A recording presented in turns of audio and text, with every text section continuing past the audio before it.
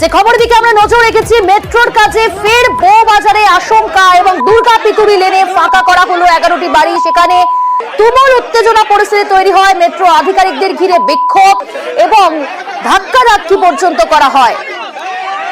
বউবাজারে মেট্রোর আধিকারিকদের ঘিরে তুমুল উত্তেজনা।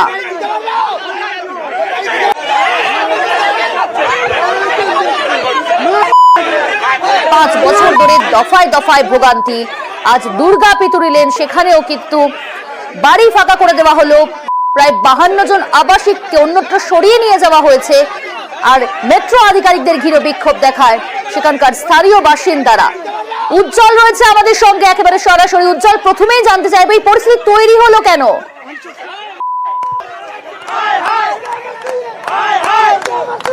দেখো, এইমাত্র ছবি যে আমরা দেখতে পাচ্ছিলাম যে বিবি গাঙ্গুলি স্ট্রিট অবরোধ করা হয়েছিল, এলাকার বাসিন্দারা অবরোধ করেছেন। এখন তারা মেট্রো কর্তৃপক্ষ, তাদের আধিকারিক এবং দপ্তরের কাছে জবাব দিয়ে চাইছেন।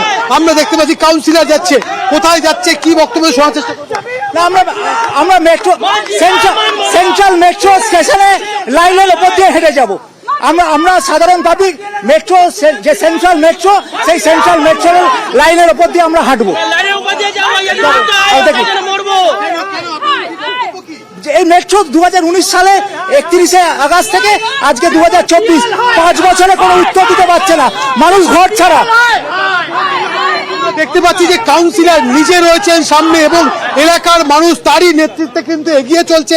কিছুক্ষণ আগেই আমরা দেখেছি যে বিবি গাঙ্গুলি স্ট্রিট, সেই বিবি গাঙ্গুলি স্ট্রিট কিন্তু অবরোধ করা হয়েছিল। তার আগে মেট্রোর যে আধিকারিকরা এসেছিলেন তাদেরকে ঘিরে বিক্ষোভ দেখানো হয়েছিল এবং সেই ছবি আমরা এখনো দেখতে পাচ্ছি যে বিবি গাঙ্গুলি স্ট্রিটের উপর থেকে কাউন্সিলরের নেতৃত্বে মিছিল যাচ্ছে এবং তারা মেট্রো কর্তৃপক্ষের দৃষ্টি আকর্ষণ করতে চাইছেন। বারবার করে এই ধরনের ঘটনা ঘটছে এবং এর ফলে এলাকার মানুষ তারা কিন্তু সমস্যায় পড়ছে। বারবার যখন কর্তৃপক্ষকে বলা হচ্ছে তারপরে তারা কর্ণপাত করছেন না। তাদের যে বাড়িঘর সেগুলো যে ক্ষতিগ্রস্ত হয়েছে তার জন্য কোনো ক্ষতিপূরণ তারা পাননি এবং বারবার স্থানীয় কাউন্সিলর বিশ্বরূপ দে রয়েছেন, স্থানীয় বাসিন্দারা রয়েছেন, তারা কোথায় যাচ্ছেন, কি দাবি তুলছেন?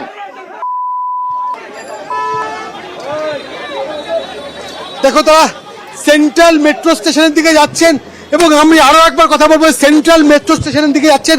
আপনারা কেন যাচ্ছেন? যাচ্ছি, মেট্রো রেল ঘুমিয়ে আছে। মেট্রো রেল ঘুমিয়ে আছে।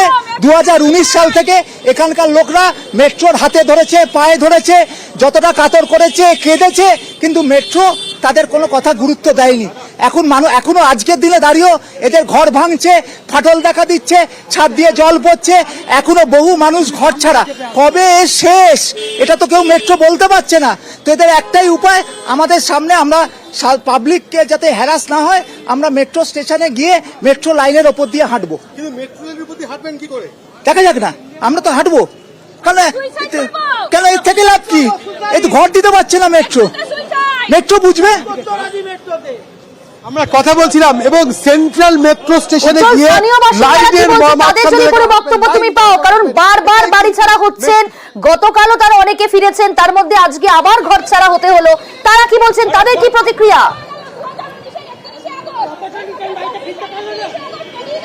অবশ্যই আমরা এলাকার যে মানুষ, স্থানীয় বাসিন্দা, তাদের সঙ্গে আবারও কথা বলবো এবং জানার চেষ্টা করবো তাদের যে সমস্যাটা, কোথায় যাচ্ছেন আপনাদের। আমাদের গন্তব্য planet metro station, central metro station. আমরা মেট্রো রেলকে বলতে চাই যে আপনারা 19 সাল থেকে বারবার বলছেন জল বন্ধ হয়ে গেছে। আজকে অব্দি জল পড়ছে, এখনো অব্দি জল পড়ছে। কোনো সিভিল ইঞ্জিনিয়ার আমাদের সাথে কথা বলছে না, কোনো টেকনিক্যাল আমাদের সাথে কথা বলছে না। অ্যাডমিনিস্ট্রেশনের লোক এসে আমাদেরকে বলছে না আর হবে না। আগের দিন চিঠি দিয়েছে, এই চিঠিতে লেখা আছে পুরো কমপ্লিট, কাজ কমপ্লিট, আপনারা বাড়ি ফিরতে পারেন। তাদেরকে বাড়ি ফিরিয়েছে, আবার আজকে রাত্রিবেলা ভোরবেলা 1টার সময় পাঠিয়ে দিয়েছে। কেন এই হ্যারাসমেন্ট? যদি আপনারা না করতে পারেন বলেন যে আমরা করতে পারছি না, আমরা আনেবল টু মেট্রো রেলের আনেবল লোক, আমরা করতে পারছি না, আপনাদের টেকনিশিয়ান নেই। সেই জন্য আপনাদের কাছে আমাদের কোনো অনুরোধ নয়, আমরা এখন যাচ্ছি মেট্রো রেলে, আমরা দরকার পড়লে সুইসাইড করব। উজ্জ্বল, তুমি নজর রাখো, আরো আপডেট নেব তোমার কাছ থেকে।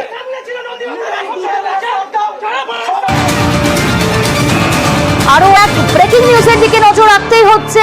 ব্যারাকপুরে ডাকাতি খুনে যাবজ্জীবন, 5 জনের যাবজ্জীবন কারাদণ্ডের নির্দেশ। ব্যারাকপুরে ডাকাতি খুনের ঘটনায় যাবজ্জীবন কারাদণ্ডের নির্দেশ দিয়েছে আদালত।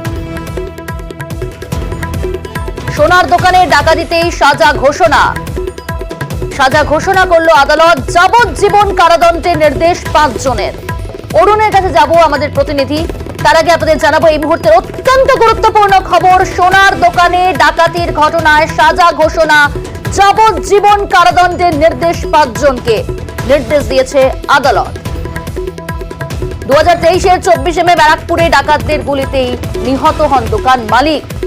সেই ঘটনায়, সেই মামলায় সাজা ঘোষণা, যাবজ্জীবন কারাদণ্ডের নির্দেশ।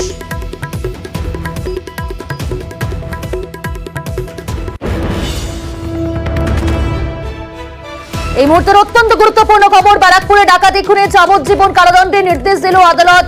2023-এর 24 মে ব্যারাকপুরে ডাকাতির ঘটনা এবং সেই ঘটনায় গুলিতে নিহত হয়েছিলেন দোকান মালিক। একেবারে ব্যারাকপুর স্টেশনের কাছেই এই ডাকাতির ঘটনা ঘটে এবং গুলিতে নিহত হন দোকান মালিক। সেই ঘটনায় এবার সাজা ঘোষণা, যাবজ্জীবন কারাদণ্ডের নির্দেশ দিল আদালত। অরুণ রয়েছে আমাদের সঙ্গে। অরুণ, কি বললো, কি নির্দেশ দিল আদালত? আর হ্যাঁ দেখো, 2023 সালে 24 মে ব্যারাকপুর আনন্দমুহূর্তে সোনার দোকানে ডাকাতি হয়েছিল। সেই কেসে আজ সেদিনকে রায় দেওয়া হয়েছিল, কিন্তু আজকে তাদের 5 জনকে কিন্তু দোষী সাব্যস্ত করা হয়েছিল এবং 5 জনের যাবজ্জীবন কারাদণ্ডের নির্দেশ দিল ব্যারাকপুর আদালত। এই ঘটনায় শফি খান, জালালউদ্দিন আনসারি এবং রাজবীর সিং এবং আনসাব খান, এদের প্রত্যেকে কিন্তু যাবজ্জীবন কারাদণ্ডের নির্দেশ দিয়েছে ব্যারাকপুর আদালত। একেবারে অরুণ, আমরা জানি যে 2023-এ যে ঘটনা ঘটেছিল স্টেশনের অদূরেই এই দোকান, এবং সেখানে ঢুকে প্রকাশ্যে গুলি করে খুন করা হয়েছিল দোকান মালিককে। সেই ঘটনায় 5 জনের কি যাবজ্জীবন কারাদণ্ডের নির্দেশ দিল আদালত? হ্যাঁ দেখো, এর মধ্যে কিন্তু 2 জনের আর্মস একটাও ছিল, কিন্তু যেহেতু সেই আর্মসটা কোনো পুলিশ এখন উদ্ধার করতে পারেনি, যেহেতু 5 জনকে কিন্তু যাবজ্জীবনে কারাদণ্ড দিল ব্যারাকপুর আদালত। এই ঘটনায় নীলাদ্রি সিংহ রায় বাড়ির লোক কিন্তু এখানে যিনি সিপি ছিলেন, তিনি বলছেন যে এদের আমরা আশা করেছিলাম অন্তত 2 জনের ফাঁসি বা অন্য কিছু আদেশ দেওয়া হবে, কিন্তু 5 জনকে কিছু তথ্যের অভাবে 5 জনকেই কিন্তু যাবজ্জীবন কারাদণ্ডের নির্দেশ দিল। অরুণ, এবার জানতে চাইবো এই ঘটনার ব্রেক থ্রু হয়েছিল কিভাবে? আরেকবার বলো। এই ঘটনার ব্রেক থ্রু কিভাবে? এইভাবে এই ঘটনা হয়েছিল যে প্রথমে যখন এই ঘটনা ডাকাতি হয়, তখন এই ডাকাত দলের মধ্যে যে হেডফোন ব্যবহার করা হয়েছিল তার একটা পার্ট কিন্তু ওই দোকানের সামনেই পড়েছিল।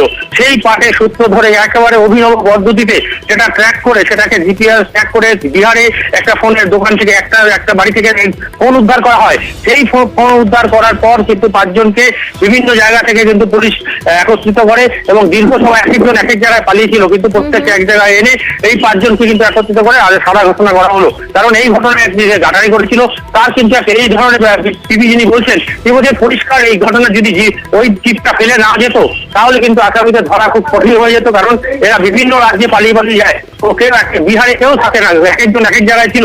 ফলে এই জিপিআরএস মাধ্যম পদ্ধতি ট্র্যাক করে তাদের কোথায় ছিল এক ফোনের ব্লুটুথই কিন্তু তাকে শনাক্ত করতে সাহায্য করলো। বেশ, অনেক ধন্যবাদ অরুণ।